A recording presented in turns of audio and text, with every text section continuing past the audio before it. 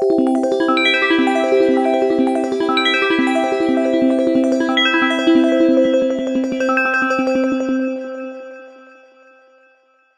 today's demo is about shadows, about grays, and I said I would talk about shadows, and I'd like to start by talking about shadows. And I'd like to start by looking at, this is going to be review, I'm sure, for everybody. You all know this, but we all forget it. So let's look at a little photo of a lemon. So when you're looking at shadows, we think, our brain tells us, oh, the shadow is this gray thing.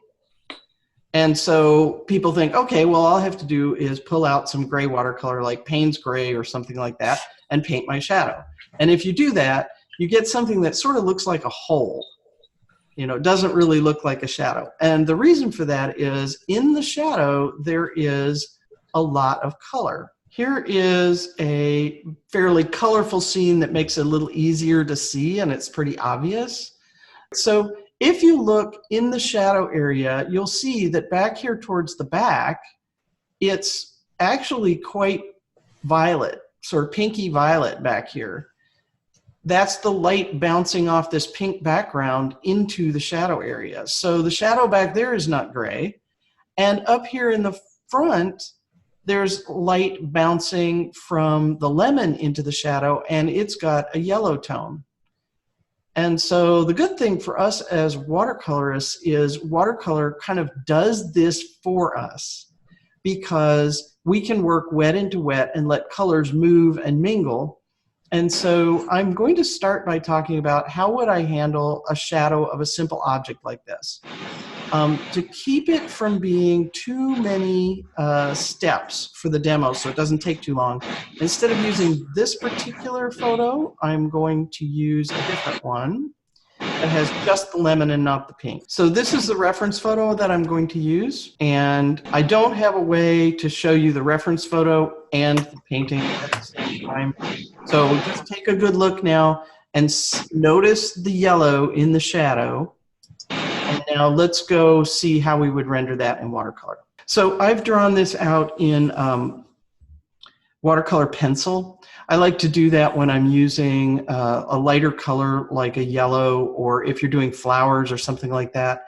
And then that way, when you paint into that scene, you won't see the pencil lines like a gray pencil line on your yellow lemon. So I'm going to start by mixing up some of my yellow watercolor to paint my lemon. And yes, the lemon did have variation in color within it, but we're not going to talk about that too much. I just want to talk about the shadow for this. So I'm going to begin by wetting the shadow area just with water. And you'll see a little bit of color moving, and that's the watercolor pencil there. But if I didn't have all that on there for you to see it, this would just be clear water right here. And now I'm going to paint the yellow on my lemon. So the lemon had a little, little highlight right here. I'm going to kind of paint around, but otherwise I would just paint my lemon, leave that little highlight. And when I get down here to the bottom where the shadow is, I'm going to actually just let that run right into the shadow area. And if I don't feel like it's running enough, which it isn't in this case, probably because I'm talking, I'll actually even add some there. And the nice thing about this is, if you look at the reflected light, the bounce from the lemon is strongest close to the lemon. So if I let this bleed, then I have this stronger yellow here, and as it bleeds out, it gets paler, and that's exactly what I need to create a realistic shadow back there, or down there. Now there are also form shadows on the lemon, and I will throw in a little bit of that. So we now, remember, we don't have our pink background in this case, so we now have to do the form shadow. And what are we going to use for that? Well, I'm not going to use gray. What I'm going to do is use the complement of this yellow. And you could go around your, I actually probably have something that is more or less the complement, but I don't want to do that. I want to foreshadow a little bit. I'm going to mix my complement. So yellow has a complement of violet. So I'm going to mix a violet. And so the colors I'm using here, in case someone's wondering, this is azo yellow, and I'm going to mix a violet with cobalt blue and quin magenta. And that is probably pretty close to a, and then I'll make my gray with that violet and my yellow. And I'll use that to create the form shadows on my lemon. This lemon had a little knob there.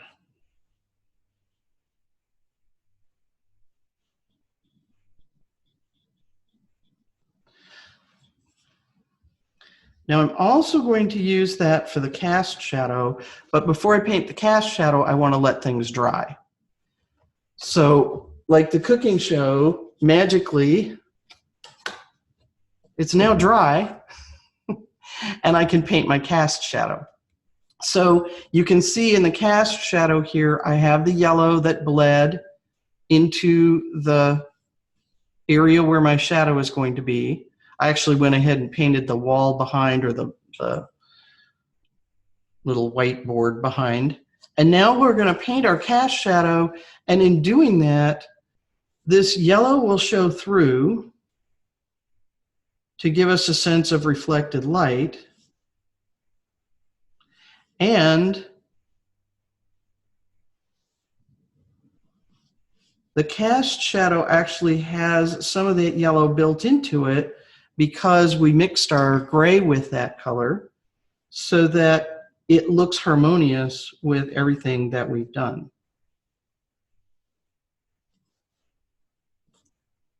Except for the fact that it has a yellow line around it because I drew with the watercolor pencil. But so now, because that yellow is shining through underneath there, it looks like the yellow light is bouncing down into that shadow. It makes the shadow look realistic. So that is the watercolor trick for cast shadows. And you can actually, most of the time, just paint your object and your cast shadow all the same color, just like I did, let it dry, and then this is all you need to do to separate the object from its shadow. Now the object appears to come off three-dimensional because now there's an edge created there. So don't try to preserve that edge the first time, just paint right on through it. All right, so that is grays for shadows. Excuse me while I check my notes. All right, so when we did the gray for the shadow,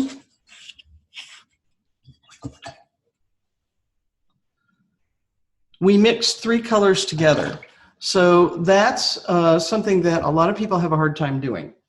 So I want to kind of review what I did there. Instead of just pulling out my red, yellow, and blue and sticking them all on the palette and trying to see if I could find the right proportions, that's difficult. Very few, or most people have a hard time with that. So instead of doing that, take one out. In this case, yellow was our dominant color. So we had the yellow out sitting by itself. Then bring out some of the other two. There's my blue. And there's a puddle of my red. And now, this is my target for finding my complement. I'm going to mix these two until I think I have a violet that's the complement of that. And the more you do this, the better you'll get at judging which, purple is the right purple. But when you think you have it, then go over and add some of that to the yellow, and you can kind of add a little more, a little more, a little more, until you get gray. That's a lot easier than I'm dipping into one, I'm dipping into the other. Oh, I have too much. Every time you rinse your brush, you're diluting it, so you wind up just with pale gray, and you can't seem to hit the color. Now it's too yellow, and now it's too red, and now it's too blue. So this is the way that you can mix what's called a triadic gray with your red, yellow, and blue. So I'm going to do that one more time. Let's suppose this time that blue is the color of my object and the main color I'm using. So I've got blue. So the complement of blue is orange. So that means I have to take some of my yellow and some of my red and mix an orange until I think I have the complement of that blue. So when I think I have something that's about the complement, then I start adding some blue. So you can see in this case, it's a little too brown. So I'm going to add a little more blue. And now I'm at gray. So if you use that method, you can mix with a red, yellow, and blue. You can mix grays fairly quickly and easily.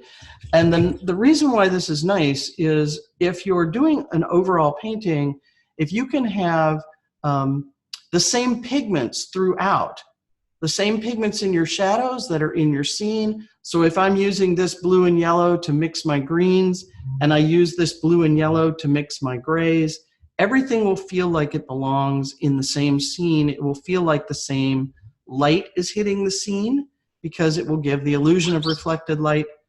So that's a great way to mix triadic grays. That said, a lot of people have a hard time mixing triadic grays. It takes some practice. So if you have a little trouble with it at the beginning, don't stress out, that's normal. Keep at it because it teaches you complements. However, there are some quickie grays, and my very favorite one is burnt sienna and cobalt blue. So this may be review for a lot of people, but it's such a convenient, if I need a gray, burnt sienna and cobalt blue are almost direct complements.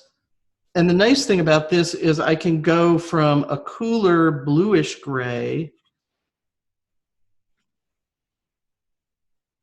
to a more neutral gray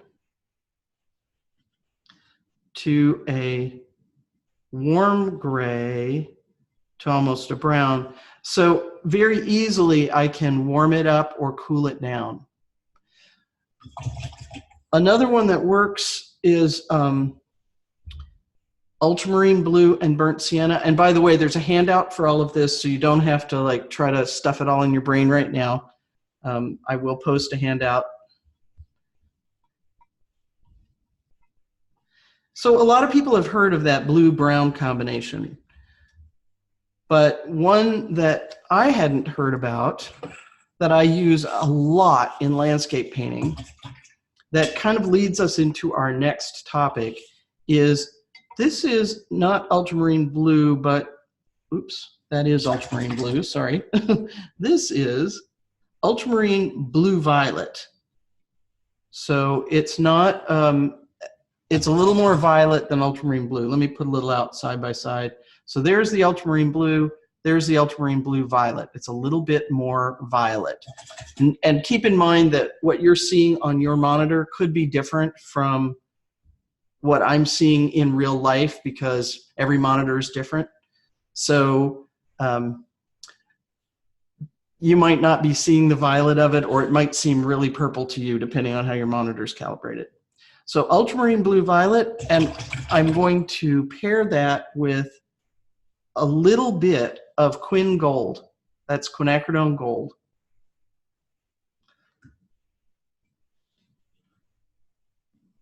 So there it is as a fairly bluish gray, going through a pretty neutral gray to a warm sort of golden tone. Oops, a little blob on my brush, to an even more warm tone. The reason why I like this one is, remember I promised I would talk about how to get it to look like there's light glowing behind a cloud? And this is the combination that I like to use for that.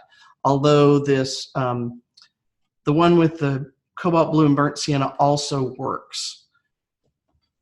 So let's see how that works.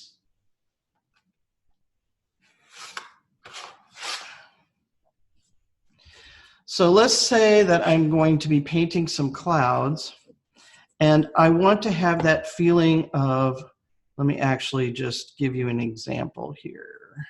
So this scene, this is the Project 2 in the Watercolor Skies and Clouds workshop.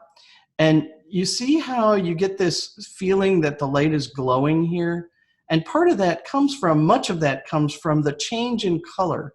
So here the clouds are much bluer and darker, and then as they get lighter, they also get warmer. And right around the edge, it's kind of hard to see on the screen, but right around the edge, there's actually a little bit of a golden halo even. So the way that that happens is I mix my gray with one color that is warm and something that is a small particle and moves a lot. And so what would that be? Well, it turns out that most of the staining colors are staining precisely because they have very small pigment particles. So that's a good thing to try, is a color that's a little bit staining.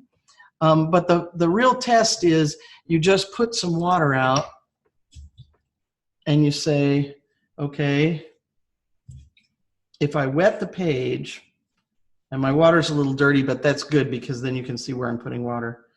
So if I wet the page and I drop in Quin Gold, you may know this, it moves a lot, spreads out a lot. If I drop in something like ultramarine blue, it doesn't move as much. So you want a combination of usually a sedimentary pigment that's cool and bluish and a staining pigment that's warm and kind of golden or orangey. And then I'll break the rule by saying this actually does work with burnt sienna too. It moves a fair amount, it moves enough. So the trick is I'm going to get the paper wet